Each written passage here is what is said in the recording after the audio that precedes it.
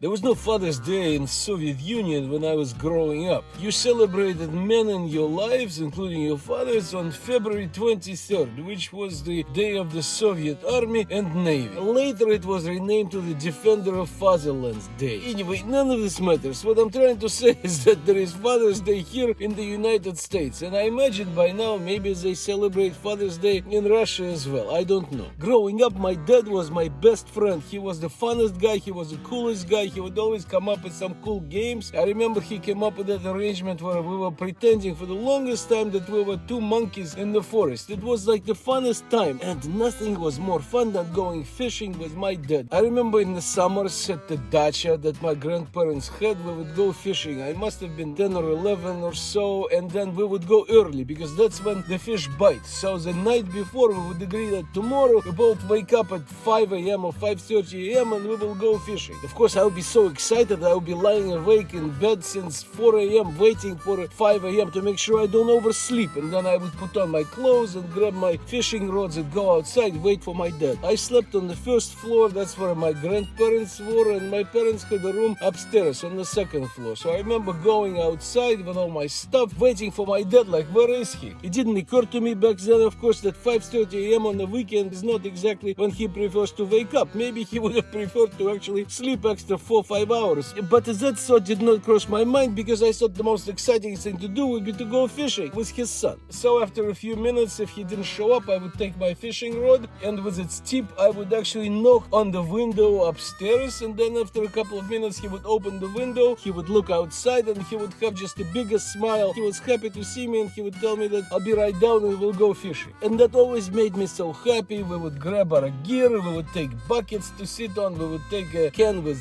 worms and whatever else you need to actually fish. And then we would make our way towards the lake, and then we'd sit down and start actually fishing. I still remember those times. It would be like a chilly morning, foggy, quiet. We were the only ones there at 5:30 a.m. I can't remember if we actually caught anything. Maybe we did. Somehow that didn't register in my memory. What I do remember is just sitting there next to him and feeling intensely happy because I loved my dad and he loved me and we were together, and this was just the best time of my life. Another fun story. I was about 10 years old and my father took me to where he worked. He showed me all the things. I cannot remember anything. And then he said, son, actually we have a ping pong table downstairs or in some special room. Do you want to go see? By the way, more commonly in Russia, ping pong is known as table tennis. It must have been his lunchtime because we stayed in that room for about an hour playing ping pong. He showed me how to play. He showed me how to hold the racket and go open the racket and close the racket and how to spin and all that kind of stuff. I loved every minute of it, and to this day I like playing ping pong because it reminds me of the wonderful time I had